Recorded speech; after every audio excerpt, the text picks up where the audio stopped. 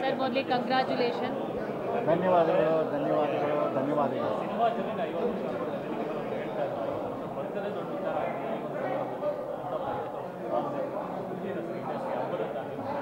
ಅದು ಕನ್ನಡ ಚಿತ್ರರಂಗ, ಕನ್ನಡ ಪ್ರೇಕ್ಷಕರು, ಕರ್ನಾಟಕದ ಸಾಹಿತ್ಯ ಮತ್ತು ನನ್ನ ಜೊತೆ ದಿಗ್ಗಜರು ಕೆಲಸ ಮಾಡಿರುವಂಥದ್ದು ಹಲವಾರು ಜನ. ಅದರಲ್ಲಿ ಮೊದಲಿಂದ ನಮ್ಮ ತಂದೆ ತಾಯಿಯವರು ಡಾಕ್ಟರ್ ರಾಜ್ಕುಮಾರ್ ಜೊತೆಲಿ ನಾನು ಕೆಲಸ ಮಾಡಿದ್ದು ಫಸ್ಟು.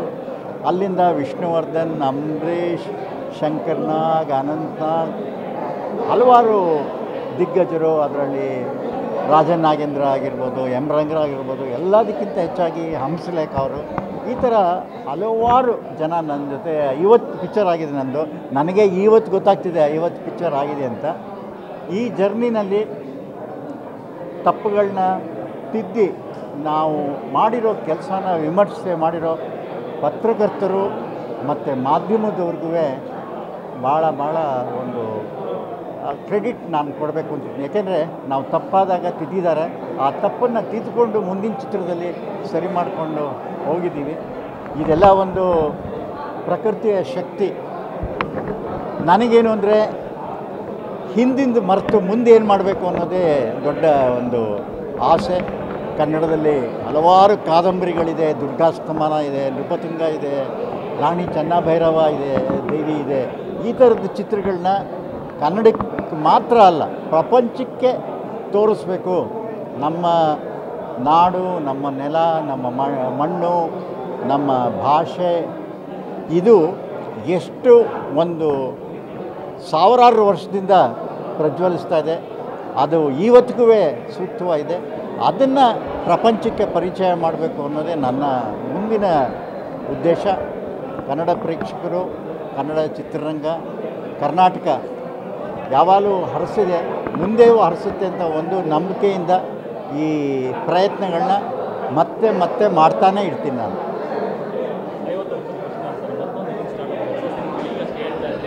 ಖಂಡಿತ.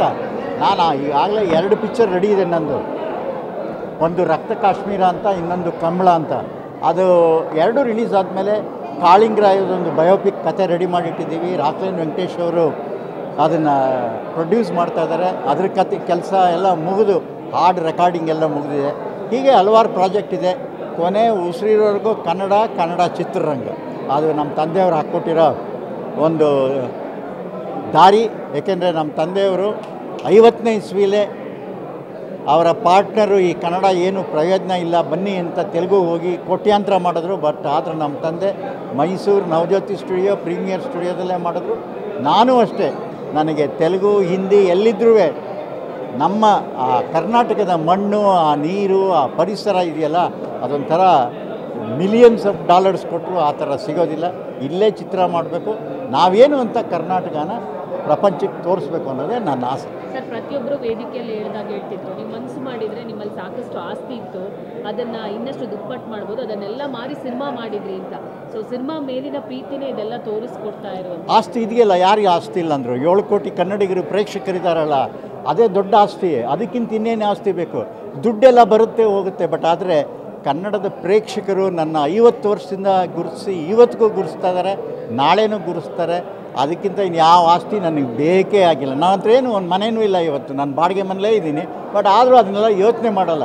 ನಾನು ಇನ್ನೂ ಸಿನಿಮಾ ಯೋಚನೆ ಮಾಡ್ತೀನಿ, ಯಾವ ಥರ ತೆಗೀಲಿ, ಏನು ಮಾಡಲಿ, ಯಾವ ದೊಡ್ಡ ಪ್ರಾಜೆಕ್ಟಿಗೆ ಕೈ ಹಾಕಲಿ ಅನ್ನೋದೇ ನನ್ನ ಉದ್ದೇಶ. ಖಂಡಿತ. ಕುಮಾರಸ್ವಾಮಿಯವರು ಅವ್ರು ಹೇಳ್ದಂಗೆ 76, 77ನೇ ಇಸ್ವಿಯಿಂದ ಅವರು ನಾನು ಸ್ನೇಹಿತರು. ನಮ್ಮ ಡಿಸ್ಟ್ರಿಬ್ಯೂಷನ್ ಆಫೀಸಲ್ಲಿ ಅವರು ಹೊಳೆ ನರಸೀಪುರಕ್ಕೆ ಪಿಕ್ಚರ್ ತೊಗೊಂಡೋಗಿ ಬರ್ತಿದ್ರು. ಅಲ್ಲಿಂದ ನನ್ನ ಅವರ ಸ್ನೇಹ, ಅದೊಂಥರ ಆ ಸಂಬಂಧ ನಾವು ಮರೆಯೋಕ್ಕೆ ಆಗಲ್ಲ.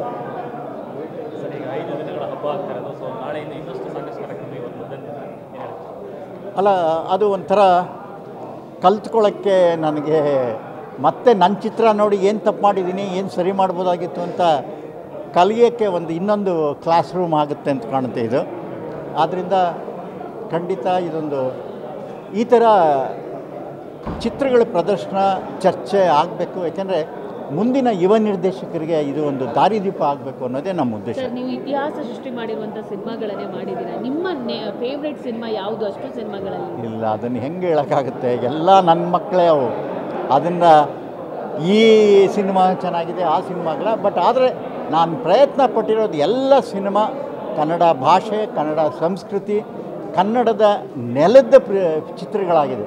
ನಾನು ಯಾವ ಒಂದು ತಮಿಳಾಗಲಿ ತೆಲುಗುನಾಗಲಿ ಕಾಪಿ ಮಾಡಿಲ್ಲ. ನನ್ನ ಬಂಧನ ಆಗಿದ್ದರೆ ಕನ್ನಡದ ಕತೆ, ನನ್ನ ನಾಗರಹೊಳೆ ಕನ್ನಡದ ಕತೆ, ನನ್ನ ಮುತ್ತಿನಾರ ಕನ್ನಡದ ಕತೆ, ಈ ಥರ ಕನ್ನಡದ ಕತೆನೇ ನಂಬಿ ಕನ್ನಡದಲ್ಲಿ ಇಂಥ ಕತೆಗಳಿದೆ ಅಂತ ತೋರಿಸಿ ಕೊಟ್ಟಿದ್ದಕ್ಕೆ ಜನ ಸಹಕರಿಸಿದ್ರು. ಆದ್ದರಿಂದ ಎಲ್ಲ ಚಿತ್ರಗಳು ನನಗೆ ತುಂಬ ತುಂಬ ಪ್ರೀತಿಯಾಗಿರೋ ಚಿತ್ರಗಳು. ಸರ್, ಇವತ್ತು 50 ವರ್ಷಗಳು ನೀವು ನಿರ್ದೇಶಕರಾಗಿ ಮೊದಲ ಸನ್ನಿವೇಶ, ಮೊದಲು ಆ್ಯಕ್ಷನ್ ಕಟ್ಟರೆ ಹೇಳಿದ ಸನ್ನಿವೇಶ ಒಂದೇನಾದರೂ ಜ್ಞಾಪಕ ಇದೆಯಾ ಸರ್ ನಿಮಗೆ? ಯಾವುದದು ಅಂತ? ಇದೆ. ನಾನು ಫಸ್ಟು ಆ್ಯಕ್ಷನ್ ಕಟ್ ಹೇಳಿದ್ದು ಕಲ್ಪನಾ ಅವ್ರಿಗೆ. ಯಾಕೆಂದರೆ ನಾನು ನಮ್ಮ ತಂದೆಯವ್ರಿಗೆ ಅಸಿಸ್ಟೆಂಟ್ ಡೈರೆಕ್ಟ್ರ್ ಮಾಡ್ತಿದ್ದಾಗ ನಮ್ಮ ತಂದೆಯವರಿಗೆ ಹುಷಾರಿರಲಿಲ್ಲ. ಆವತ್ತು ಒಂದು ದಿವಸ ಯಾರು ಸಾಂಗ್ ತೆಗೆಯುವಾಗ ಕಲ್ಪನಾ ಅವರು ಬಾಬು ತೆಗಿಲಿ, ನಮ್ಮ ತಂದೆಯವ್ರನ್ನ ದಾದಾ ಅಂತಿದ್ರು, ದಾದಾ ಬಾಬು ತೆಗಿಲಿ ಅಂತ ಹೇಳಿದ್ರು. ನಾನು ಫಸ್ಟು ಕ್ಯಾಮರಾ ಇಟ್ಟು ಒಂದು ಶಾಟ್ ತೆಗೆದಿದ್ದು ಕಲ್ಪನಾ ಅವ್ರದ್ದು. ಇವತ್ತಿಗೂ ಆ ಶಾಟು ನನ್ನ ತಲೆಯಲ್ಲಿ ಹಾಗೇ ಇದೆ, ನನ್ನ ಹೃದಯದಲ್ಲಿ ಅಚ್ಚಾಗಿ ಉಳಿದಿದೆ. ಯಾವ ಸಿನಿಮಾ ಸರ್? ಒಂದೇ ಕುಲ ಒಂದೇ ದೈವ ಅಂತ. ಸರ್, ಈಗ ಮಕ್ಕಳು ಏನು ಹೇಳ್ತಿದ್ದಾರೆ, ಮೊಮ್ಮಕ್ಕಳು ಏನು ಈ ಒಂದು ಸನ್ನಿವೇಶಕ್ಕೆ ಸಾಕ್ಷಿ ಆಗ್ತಿರುವಂಥದ್ದು ಎಲ್ಲ ಕುಟುಂಬ ಸಂತೋಷ ಅವ್ರಿಗೂ. ನಾನು ಅವ್ರಿಗೆ ಅದೇ ಹೇಳೋದು, ಚಿತ್ರರಂಗ ಒಂದು ಭಾಳ ಕಷ್ಟವಾದ ದಾರಿ, ಬಟ್ ಆ ಕಷ್ಟನ ಮರೆತು ಧೈರ್ಯವಾಗಿ ನುಗ್ತಾ ಇರಿ, ಈಸಬೇಕು, ಇದ್ದು ಜಯಿಸಬೇಕು ಅಂತ ಇಲ್ಲೇ ಸ್ಟ್ರೀಮ್ ಮಾಡ್ತಾನೆ ಇರಬೇಕು, ಮುಳುಗಬಾರ್ದು, ಮುಂದಕ್ಕೆ ಹೋಗ್ತಾ ಇರಬೇಕು.